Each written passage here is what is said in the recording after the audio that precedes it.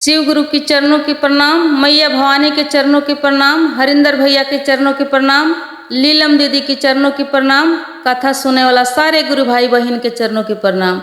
मेरा प्रणाम स्वीकार हो, हे महादेव जी मेरा प्रणाम स्वीकार हो। आए गुरु भाई बहन, ये कार्तिक के महीना चलता।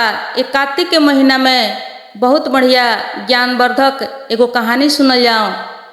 देखिए ये कहानी में सुने के मिली, जब हमनी के नसीब में कुछ ना होला उहो हमनी के मिल जाला भगवान के अटूट भक्ति से। जब भक्ति सही होला तो भगवान के हमनी के मजबूर होके के पड़ेला। अब भक्ति के बल पर कुछ ना कुछ ज़्यादा ना सही लेकिन थोड़ा ना थोड़ा कुछ हमनी के देवे के पड़ेला। जैसे मेन गेट से प्रवेश नहीं कर सकत लेकिन साइड से खिड़की वाला गेट से प्रवेश कर सकतानी, वैसे ही हमने के नसीब में ना होते हुए भी कुछ ना कुछ हमने के भक्ति के आधार पर जरूर मिल जाला। तो ये कहानी आज है सुनाई आई है, समझ में आई। आई एक कहानी के ध्यान से सुनी दीदी। एगो गांव में एगो बूढ़ा एगो बूढ़ी रहत रहे लो। दोनों बूढ़ा बूढ़ी बड़ा प्रेम से रहे लो। वो लोग के संतान ना रहे, संतानहीन रहे लो। समय वो लोग के निकल चुका रहे, समय वो लोग के निकल गई रहे। अब वो अपना वंश के उम्मीद जौन रहे, उम्मीद छोड़ के सीधे भगवान के भक्ति करे में लागो रहे लो। भगवान के भक्ति करे लो आ दोनों बूढ़ा बूढ़ी एक दूसरे से प्रेम करके अपन दिन काटे लो, अपन गुजारा करे लो। वो लोग के घर में वो लोग के खाए पिए के सब कुछ रहे, जरूरत भर वो लोग के घर दुआर खेती बाड़ी सब कुछ रहे। बस धिया पुता के कमी रहे, धिया पुता ना रहे वो लोग के। लेकिन धिया पुता के भी आस ही लोग छोड़ के सीधे भगवान के भक्ति करे लोग। ई समझ के करे लोग कि ई जन्म तो हमने के बिगड़ चुकल, लेकिन हो सके हमने के भगवान के भक्ति कर जाई तो हमने के अगला जन्म में कहीं हमने के अगला जन्म में बाल बच्चा मिली, हमने के अगला जन्म सुधार हो जाई। तो भोलेनाथ के भक्ति करे लो। अब भोलेनाथ से कहे लो कि हे भोलेनाथ अब हमने के बुढ़ापा आ गइल बा, अब बाल बच्चा बुढ़ापा के सहारा हो, बुढ़ापा के लाठी हो। तो हमनी पर जब कोनो जरूरी पड़ी, हमनी जब थक जाएम बेसहारा हो जाएम तो वो दिन रउआ अपन कृपा जरूर करेम।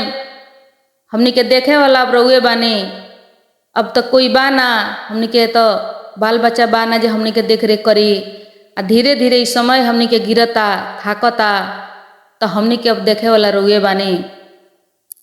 अब ऐसा ही भोलेनाथ पर लौ लगा के ये लोग भक्ति करे लो, पूजा पाठ करे लो। आ जब कार्तिक के महीना आवे तो कार्तिक के महीना में ई कार्तिक भर स्नान करे लो, गंगा में स्नान करके आ बड़ा सुंदर से पूजा पाठ करे लो। एकदम पूरा कार्तिक भर लोग भक्ति में लवलीन रहे, प्रेम पूर्वक पूजा करे लोग जाए लो। अब एक दिन के बात हो कि यह कार्तिक के महीना चलत रहे, ये लोग गंगा स्नान करे जाए लो। गंगा में जब स्नान करे गई वालो तो ये बूढ़ी जौन रहली, इनका मन में थोड़ा सा ख्याल आइल, अफसोस भइल कि यदि हमनियों के बेटा रहित पतोह रहित तब हमनी के गंगा स्नान करके जब जैती तब पतोह हमनी के खाना पीना बनौले रहित, हमनी के सेवा सत्कार करित। अब घरे जाके सब कुछ अपने करे के पड़ेला। सब लोग के पतोह गईला पर सब कुछ करके फिट रहेला, सेवा सत्कार करेला। हमनी ऐसा ना भागा बानी सन कि हमनी के घरे जाके सब कुछ करे के पड़ेला। मन में उनका बड़ा श्रद्धा लालसा लागल। तो उनकर पति जौन रहलन बुढ़ऊ कहलन कि देखो हम बिहाने तहरा खातिर पतोह ले आवतनी, तू चिंता अफसोस मत कर। तब बुढ़ियो कहली कि गांव के लोग तो ताना देबे करेला, लेकिन बुढ़ऊ हमरा के ताना देता रहन। अब चुपचाप वहाँ से उ लोग घरे आइलो, घरे आके जौन बुझाइलो बना के खैलक लो। खा पी के बुढ़ऊ बड़न से बिहान भइले कहलन कि देखो हम जाता इन तहरा खातिर पतोह खोजे, तू हमरा के थोड़ा सा आटा ले आओ, आटा दे दो। आ वो आटा में 2-4 गो चानी के सिक्का रख दो, हम लेके जाएम तहरा खातिर पतोह खोज के तब हम घरे आएम। बुढ़ियो कहली कि बुढ़ऊ हमरा से काहे मजाक करता रहन, गांव भर के लोग के ताना सुने के पड़ेला, आज इनको साथ ताना सुने के पड़ता।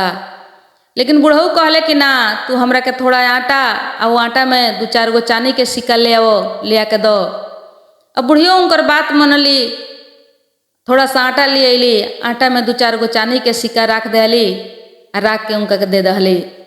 बुढ़ऊ आटा लेके चल दहले, गईले गाँवे गाँवे घूमे लगले। घूमते घूमते एगो गाँव में गईले तो गाँव के पछुआरा एगो लड़की साग खूटत रहे। साग खूटत रहे, बड़ा सुशील स्वभाव के वो लड़की लागल। वो लड़की के जब देखले बुढ़ऊ तो वो लड़की से पूछले कि बबी तोहर घर कहाँ बा, तोहरा घर में के बा। लड़की बतौली कि जब बगले में हुए हमर घर हो, हमरा घर में एगो माई बाड़ी, एगो हम बानी। तो कहले बाबा कि तू अपना घरे हमरा के बुला के ले चलो, साँझ हो गई रहे।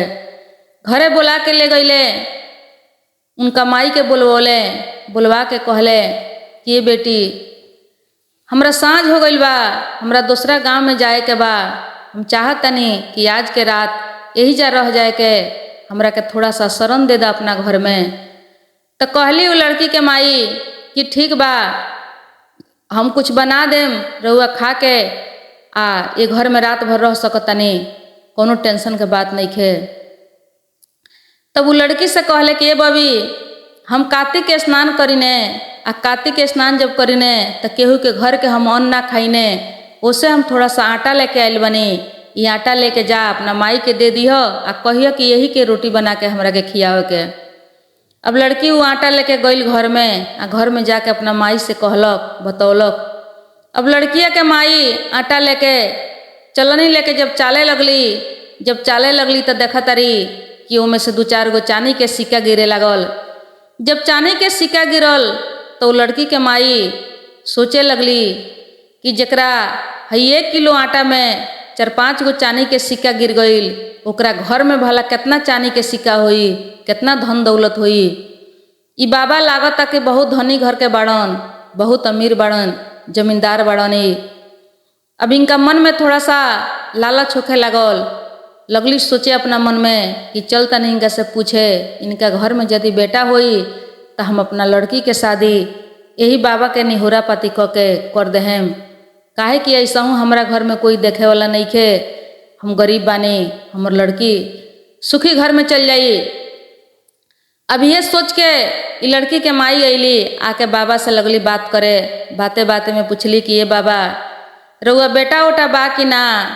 बाबा कहले कि बा हमरा बेटा, झूठ बोलता रे। अभी लड़की के माई कहल कि हम चाहता नहीं कि हम अपना लड़की से रउआ बेटा के शादी करे के, रउआ कैसन विचार बा, का कहता नहीं। अभी बाबा कहले कि देखो वो तो ठीक बा, लेकिन हमर लड़का जौन बड़े वो काशी में बड़े, वो अभी पढ़ाई करता रहे ज्योतिष के, उनकर पढ़ाई में अभी कुछ दिन टाइम लगी, तो हम कैसे शादी कर सकतनी अपना बेटा से। यदि चाहबू तो लोटा से आ कटोरा से हम इनका से शादी करके ले जा सकतनी। ओकरा बाद में हमार बेटा 2-4 साल के बाद आई हैं तो ये लोग के पति पत्नी के भेंट हो जाई। अब इतना बात सुन ली लड़की के माई तो थोड़ा सा तो सोच में पड़ गईली, लेकिन फिर सोचली कि ऐसा घर ना मिली, 2-4 साल के तो बात बा, तब तक हमार लड़कियों से आन हो जाई, हम शादी कर देतनी। अब वो मंजूर कर लेली, आ वही रात के लोटा से या कटोरा से वो लड़की के शादी करा दिलक लो। वो उनकर माई मिलके आई, पंडित जी मिलके शादी करा के आ उनका घर में जौन कुछ रहे, कुछ कपड़ा उपड़ा पहिरा के सब श्रृंगार उंगार क के सवेरे विदा क दहली। अभी बाबा विदागरी करा के वो लड़की के ले अले, आके अपन घर खुलवाओ तरे पंडिताइन से। पंडिताइन घर खोलो, पतोह लेके हम आइल बानी। पंडिताइन घरे से कहली कि ना जाने बुढ़ऊ के का हो गइल बा, काहे हमरा साथ इतना मजाक उड़ावो तरन, हमरा के टेंशन देता रहन। अब जाके घर खोलली, जब घर खोल के देखा तारी तो सच में वहाँ एगो दुल्हन खड़ा रहली। अब वो लड़की के माई के जौने घर में रहे उहे पहिरा ओढ़ा के दुल्हन बना के विदा कैले रहली। तो कुछ ना कहली, लड़की के घर में ले अली, घर में ले आके जौन स्वागत रहे वो स्वागत कैली, विधि कैली। ओकरा बाद में जाके पंडित जी से पूछली। पंडित जी से पूछली तो पंडित जी सब बतौले तो उ कहली कि देखी ई ठीक नहीं खे, केहू के साथ ऐसा धोखा ना करे के चाही। 2-4 साल के बाद कहाँ से रउआ ले आके लड़की के पति देम, भले हमनी के दुख में जीवन बीतत रहल उहे ठीक रहल, लेकिन कोई से धोखा ना करे के चाही। कहले पंडित जी कि ठीक बा, देखो कटे दा, एक एक दिन कह के कटी, बाद में देखल जाई, जौन होई तौन होई। अब ऐसा ही ये दोनों जने गंगा स्नान करे जाए लगलो। आई लड़की जौन रहे बहुत संस्कारी या गुणकारी लड़की रहे, बहुत प्रेम से खाना पीना बनावे, ये लोग के सेवा सत्कार करे। गंगा से जब स्नान करके आवे लोग तो पूरा तैयारी करके रखले रहे, सब सेवा करे, ये लोग के खियावे पियावे। अब इनका पतो के सुख मिले लागल आ ऐसा ही गंगा स्नान करे रोज जाए लोग आ बड़ा खुशी खुशी रहे लागलो। लेकिन कहले रहे लोग कि ये पतो घर के आगे जन कबो बुताए दीह, घर के आगे बुताई तो अशुभ हो जाई, घर में आग हरदम रहे दीह कि हमनी के घर में ना रहम सन तो तहरा खाना बनावे में आसान रही। अब वैसा ही घर के आग कबो ना बुताए देस। लेकिन एक दिन के बात हो कि गंगा स्नान करे जब चल गई लो तो घर के आगे इनका बुता गई रहे, ध्यान ना देले रही तो उसे आगे बुता गई रहे। जब घर के आगे बुता गई रहे तो ये का कैली, अब इनका चिंता हो गई कि हम कैसे खाना बनाए, हमार सास ससुर अब नहा के आइलो तो हम का खियाए मुल के। अब दौड़ल दौड़ल घर में से निकल के एगो पड़ोसी के घरे गईली। पड़ोसी के घरे गईली तो जाके आगे मांगे लगली, कहली कि थोड़ा सा आगे चाही, हमारा घर के आगे बुता गइल बा, हमार सास ससुर गंगा स्नान करके आइलो तो हमरा खाना बनावे के बा, वो लोग के खाना खियावे खातिर। तो पड़ोसिन जौन रहली उ सुनली तो कहली कि देखो हमनी के तो मालूम बा कि उ लोग एगो लड़की ले आइल बा लोग, लेकिन तहरा के धोखा देता लोग, वो लोग के कोई बेटा ओटा नहीं खे, उ लोग निसंतान बा लोग, जरिए के उ लोग बाँझ हलो, उ लोग के कोई बेटा नहीं खे। तो उ कहली कि ना ऐसा बात नहीं खे, हमार पति बाड़न काशी में पढ़ाई करता रहन। कहली पड़ोसिन कि ना तू नकली पतोह हऊ, तहरा के नकली पतोह बना के ले आइल बलो अपना स्वार्थ खातिर, अपना सेवा खातिर, अपना के खाना बनवावे खातिर, अपन सेवा करावे खातिर। तहरा के भरोसा जौन देले बालो ये सब गलत ह, तू नकली बाड़ू, तहरा के नकली बना के ले आइल बालो, नकली पतोह हऊ वो घर के तू।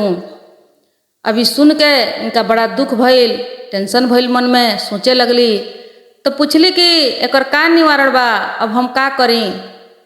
तो पड़ोसिन जौन रहली कहली कि जा खाना पीना उल्टा सीधा बना दी हो आ कुछ बोली लो तो उ लोग के जवाब दी हो, उ लोग के सेवा सत्कार मत करी हो, उ लोग के कस में मत रही हो, तो ऐसा ही करी हो जा। अब लड़के वहाँ से आइल, आया के मन में चिंता हो गई, टेंशन हो गई, खाना पीना सब बिगाड़ के, कहीं नून कहीं मरचा कहीं तेल ज़्यादा, कांच गिल क के पूरा खाना एकदम बिगाड़ के बना दे हली। आ बना के जब सास ससुर आइलो तो खाए बैठो ता लो, खाना जब खाता लो तो खाना में कोनो स्वाद ना रहे, रोज के जैसन खाना जब ना रहे तो एक तुम पूछलक लो कि काहे ऐसे खाना बनौले बाड़ू, सब खाना आज के बेकार हो गइल बा, बिगड़ गइल बा।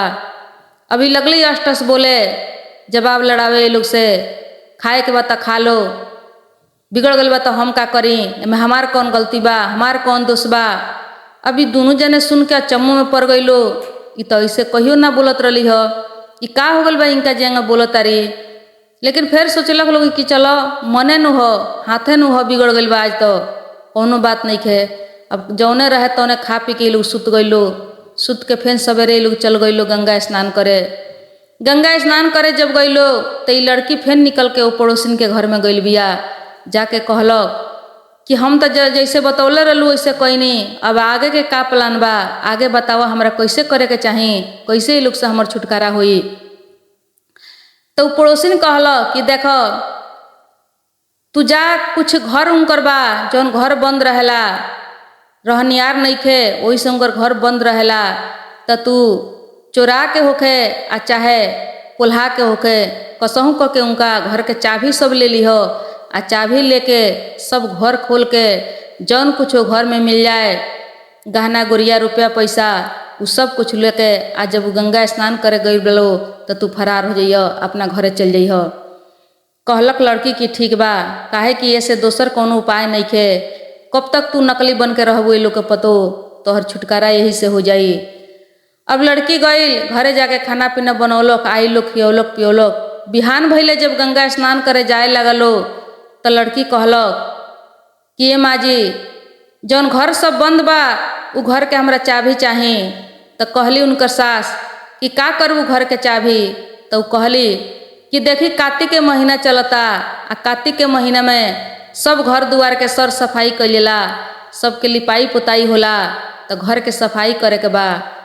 अभी सास जौन रहली जानत रहली कि हमर पतोह संस्कारी बिया, वही समझ के घर के चाबी दे दहली इनका के, आ घर के चाबी दे के लोग चल गए गंगा स्नान करे। अब गंगा स्नान करे गइलो तो ये लड़की जौन बिया अभी घर सब पहले के जौन बंद रहे उ सब घर खोले लागल, खुल के देखे लागल। कोनो घर में कुछ ना मिले, पुराना घर रहनियार ना रहे, बंद रहे सब घर। कोनो घर में कुछ ना मिले, कोनो घर में कुछ ना मिले। खुलत गली 2-4 गो घर खुलली। ओकरा बाद सबसे भीतर जौन घर रहे उ एगो भीतर घर जौन रहे उ घर के जब खोलत तारी तो घर में देखत तारी कि साक्षात उनका गंगा जमुना पीपल पटवारी कार्तिक के राधा दामोदर भगवान सातों माई ब्रह्म भगवती सब कुछ के दर्शन उनका होता वो घर में। आ वही जा एगो लइका चंदन के पीढ़ी पर बैठल बा, आ बैठ के रामायण के पाठ पढ़ता। उनका यह दिखाई दिलक, एकदम चकित हो गईली, चकमकाए लगली। वो सब देख के चकमकाए लगली। आ उ लइका से पूछा तारी कि तू के हुआ, तू कैसे घर में आइल बड़ो। तो उ लइका कहलक कि हम तोहर पति हई, आई घर में बूढ़ा बूढ़ी जौन बालो वो लोग के हम बेटा हई। तू जा, उ लोग जब गंगा स्नान करके आई तो लोग से बता दी हो, ये सब कहानी कह के सुनई हो।